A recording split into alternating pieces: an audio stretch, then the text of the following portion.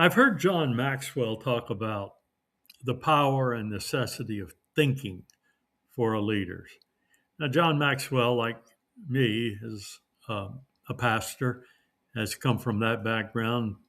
So we know a little bit about praying and meditating, but he's talking about thinking, processing, taking a thought, looking at it from the bottom up, the top down, turning it around, looking at all sides of an issue, thinking it through. I think that there's always a temptation to act first and think later.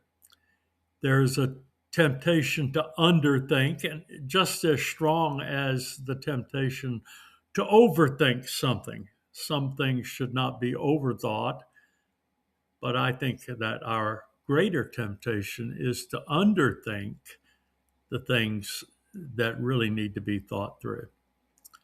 And what I've heard Maxwell say is he had in his office at one time a chair that his assistant understood was his thinking chair, and she could look through the window on the door and see that he was in the thinking chair. And during that time, he should not be disturbed. He should not be bothered. He should not be jolted from the process because even though there was not a pen in his hand or a notebook, perhaps, even though he may not be reading a book, even though it looked like he was staring into space, something very important was going on.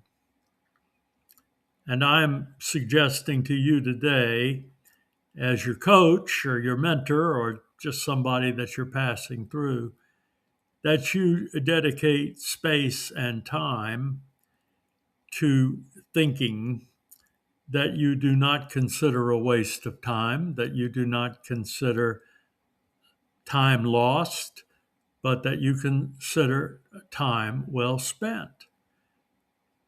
Because some things require more thought than others.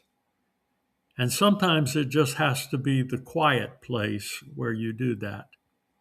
Are you distracted?